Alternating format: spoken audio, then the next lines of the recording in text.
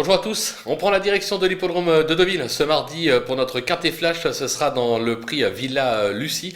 1300 mètres à parcourir sur la PSF, la piste en sable fibré, avec des concurrents qu'on connaît bien dans ce type de tournoi sans plus attendre nos bases, avec l'As Simply Striking qui est tout simplement le tenant du titre de cette épreuve. Le cheval cherche sa course actuellement comme en attestent ses deux derniers accessites à ce niveau. Il affiche 100% de réussite sur le parcours, autant dire que c'est vraiment le cheval à battre de l'épreuve. Attention avec le 13, Magic Vati, qui vient d'aligner 3 accessites à ce niveau sur la PSF.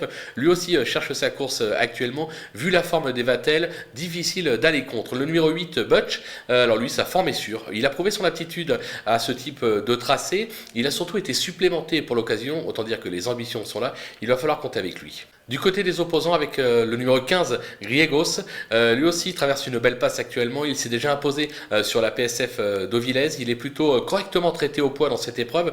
Je pense qu'il peut se révéler, attention à lui. Le numéro 7, Sheer Calm, qui retrouve le parcours de son dernier succès. Alors c'était en août 2020, ce qui prouve qu'il adore les périodes estivales. Il reste assez inconstant dans ses résultats, mais le potentiel est là. Avec un pilote associé, on va s'en méfier. Le numéro 11, Fed Philly Main, qui a gagné son quintet sur le sable, c'était en avril dernier. Alors c'est un spécialiste justement de la surface.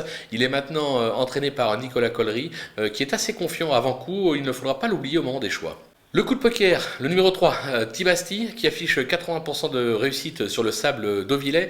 Il a maintenant 2 courses dans les jambes, donc il est sur la montante et affûté. Alors son entraîneur dit il n'est pas encore à 100%, mais même à 80%, moi ça me convainc pour le glisser assez haut dans ma sélection.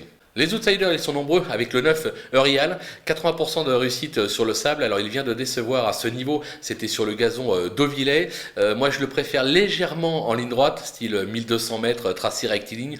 Toutefois, en valeur intrinsèque, difficile de l'écarter d'un pronostic. Le numéro 2, le Brown, qui est un modèle de régularité, qui se plaît sur cette surface. Alors certes, il a échoué lors de son unique tentative sur le parcours du jour, mais je pense qu'il ne faut pas le condamner là-dessus. On a le droit de se tromper une fois, mais pas deux, raison pour laquelle je m'en méfie. Le numéro 4, Oxalis, qui n'a pas été ridicule dernièrement à ce niveau, il va découvrir la surface pour l'occasion. Donc voilà, c'est une inconnue. S'il s'y adapte, il a le droit d'être à l'arrivée. S'il ne fait pas le sable, eh ben, on le reverra sur le gazon pour plus tard. Le numéro 5, Hotspot, 60% de réussite sur la PSF, dont une 3e place à ce niveau sur l'hippodrome de Chantilly. Alors ce sera une première à Deauville. Le sable cantilien et le sable deauvillais n'est pas le même. Toutefois, je pense qu'il peut s'y adapter. Difficile de l'écarter avant coup. On le garde en bout de piste. Le numéro 12, The Champ, qui a toujours échoué en 4 tentatives à ce niveau. En revanche, il aura pour lui d'évoluer sur sa surface de prédilection. Alors un possible rachat, pourquoi pas, raison pour laquelle je ne l'ai pas totalement éliminé.